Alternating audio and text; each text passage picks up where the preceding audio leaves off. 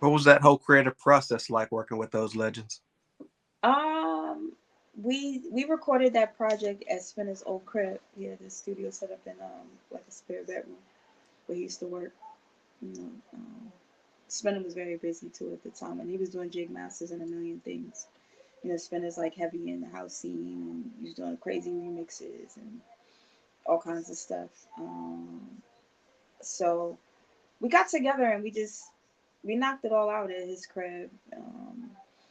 I can't remember how long it take, probably a few months, you know. And dealing with nervous was nervous. I want to Oh get yeah, so like I said, I'm older now, so capitalism business, right? right. Oh, you can always counter program, but it was an opportunity. I'm not bitter or upset about anything, even if it didn't turn out how I thought it should have at the time. Right. I had so many opportunities, and I'm nothing but blessed, and I get nothing but respect. So I can't you know what I'm saying. I don't have any hateful situations really on the scene, or anybody. I mean, to my knowledge, anybody that I got a problem with. You know what I mean. So I'm grateful. You know what I mean, regardless of whatever the circumstances, because you know those were also lessons. Like I said, you don't learn how to counter program until you learn that you need to, right? Right. So yeah, I'm grateful. What was the reception like for that Polyrhythm Addicts project? Well, like I said, not to get into all of the politics, but it was even hard for us to gauge because Nervous decided to go out of business like the day before the album release. Oh, Right? Matt called and said they shutting down. Nervous had a few different subsidiaries. They had their rockabilly shit and reggae. They was doing all kinds of shit. weeded, blunted, Right. We was on rec. Right. right. The rap, the hip hop imprint, and with Black Moon. Right. Um, and all the Duck Down guys. Right.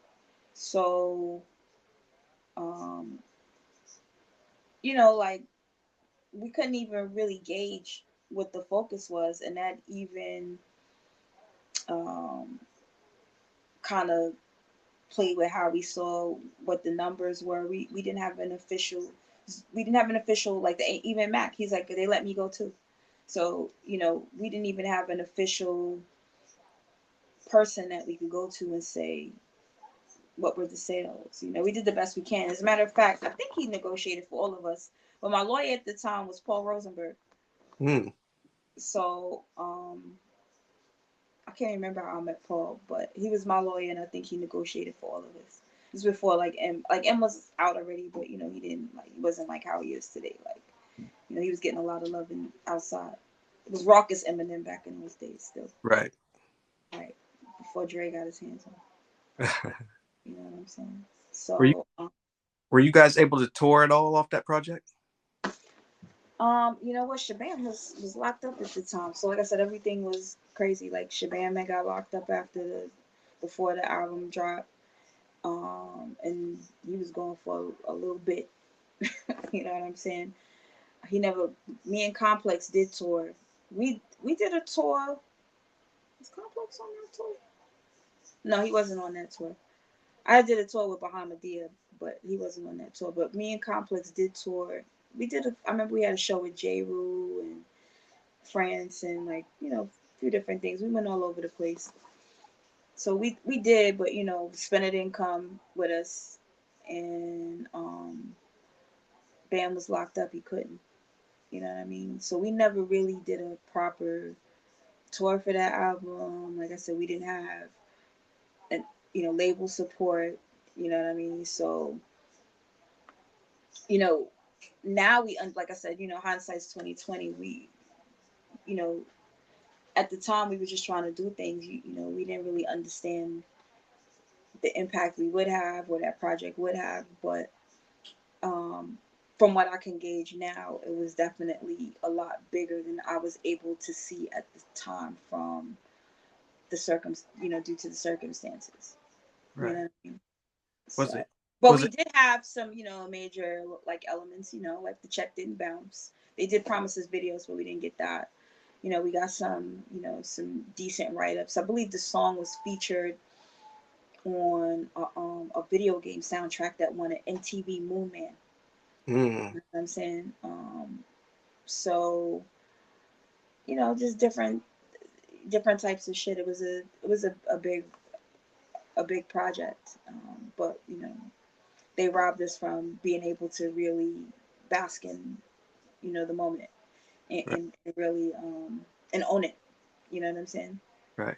So, but Was it it's plans just to make that one album, or were you guys gonna, continue to make albums as a group? I think we just had um a deal. I don't know if we had. I think we just had a deal right now. Maybe it was like a tentative to see what the first options, right, a first refusal thing. So we didn't really. But then they Ty was in the second iteration of the group. Me and Complex kind of fell out a little bit, so I didn't come back to the project. And I was doing other stuff at the time. I just, like I said, if things were stressful enough, I didn't want to, I just want to create in a place where, you know, there wasn't conflict. Right, So and I didn't feel conflicted. right. So, I just chose not to come back. You know, Gotcha. I So you stayed on it. mentioned going on tour with Bahamadia. What were some of your memorable tours during the this? I would probably say that was a good one. We had a great time. She was being backed by DJ Drama at the time, or Mm, for that particular tour, and it was me and our boy DJ Bizarro from Dysfunctional um, out with me, and it was a great tour. We had great response. Like I always, I traveled a lot and I did a lot of overseas projects, so I always had great success on the road. I love performing. It's a different energy, you know what I mean, and I like seeing how the music. When you're in the studio, you like it. People tell you like it, but you can watch people interacting with your, what you made with a right, piece of your soul. You know what I'm saying? I see how that resonates across the masses. So I love doing the show and seeing how the frequencies resonate with people. You know what I mean? And it really lets you know if if you got something or not. right, You know what I mean? And just as a performer, also being able to really tap into that energy from a place where you are, not conscious, like you're not in your head, and you could kind of just totally embrace the entire experience and give everything to the crowd as if you believe every word you say. right, You know what I'm saying? So I'm looking forward to getting back to that, but I'm taking my time because I've been away. So I want to make sure that I can bring the very best version of that I can muster at this time, right. to people. Throughout the early 2000s, you released a string of hits, 12 inches. At this time, were you interested in signing to a label, or were you content with just kind of, you know, Well, listen, I'm an artist and I like creating, but I also like money and I like, and I like doing business too. Like, it was different. Like I said, I was a female artist. I had my own label. I was dropping on my own stuff. Like nobody was like that means nobody's writing for you. You have to make the decisions. You know what I'm saying? That's pretty cool. You know what I'm saying? In some ways, it was very stressful also because you just you know, you're the chief cook and bottle washer. You spread thin. That's like I said, that contributes to the burnout. You know what I'm saying? right, Because like I said, you don't know. You're making this shit up as you go along. You're trying to figure it out. You know what I mean? But I like being able to say that I closed the deal by myself and that I accomplished that and that I had, you know, like I said, I had great support. I could get a good feature. I could be asked to be on features. My records were, creating opportunities for me, and I right, did that. You know what I'm saying? I was a little girl. I did that. You know what right, I'm saying? So I'm really proud of that. And at the time, it was cool. It was cool to be able to just walk up in a spot and walk out with a check. You know what I'm saying? You Right. know, like a lot of people want to be on. You know what I'm saying? Right. By any means, whether they signed or not. So, like I said, either way, I always felt like I was blessed. You know what I'm saying? I got write ups. I got, like I said, I got to travel. You know, all kind of stuff. So I always thought that was cool. Now, I did have times where maybe I thought I might have got close to signing to label. I did projects that never came out, you know, like with labels or like different people that they were just, you know, talking about, yeah, this is gonna be the one, we're gonna take you to outer space, to upper stratosphere, and we're gonna make you start. So I did a bunch of that shit that never popped. You know what I'm saying? With all kinds of different people you heard of, Shockleys, Mm. um, Delight from Stetsasonic. He was one of the early ones that was telling me that. So I just, you know, I just started to look at it like, you know, whether these people, you know, whether any of these people ride up on a white horse and free me from the fucking tower, I gotta fucking fight the dragon my goddamn self. Right. Calvary, come for you. Right. You know what I'm saying? Save your fucking self. Right. So, but like I said, I was proud that I like closing deals. I like business. I like to hustle. I like feeling like I'm smart and I did something. No You know doubt. what I'm saying? And I like money. Like I said, I like a check. If somebody's gonna give me a fatter check and it was gonna work, I might have figured out how I could be happy with that. You know what I'm saying? Right. Um, but I also look at it like I said today. Like I said, perspective is different because, um, you know, there's an ethos to that, right? Because you know you have a lot of people who are like indie artists or like you know they didn't blow sometimes, and people do get like a little bitter or they feel away because you do see people who you might feel don't have the level of talent or something that you have doing something, but whatever their combination, their bag of skills or talents is the right frequency for the time. And like I said, the entity felt like it was something they could work with. It's not always about me.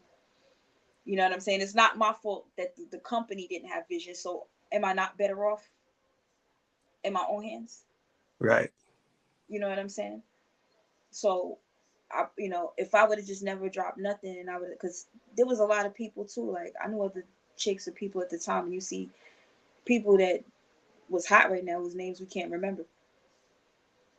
They was hot at the time, and labels snatching them up, and you're like, oh man, how they get a check? How come I didn't get the call? Right? Right. And you feel like maybe you might be able to body their verse.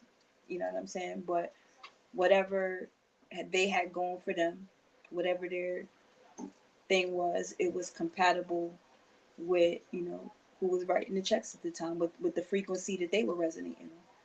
You Right. know what I'm saying? So like I said, now I kind of come back and everybody's like, wow, it was great and it was amazing, you know. And you see that all the time. I mean, I'm like, like I said, my story is not unique. It happened to artists of my era before me. It's gonna happen after me. You look at all of these unsungs and like all these type of shows, and you know, you look at these artists that we revere today that built black music, and it was on the whole Chitlin circuit. They wasn't allowed to perform in a particular place because of the color of their skin, and now they're great hits. The same, you know, the same institutions, because those people are dead, right? But the institutions still exist.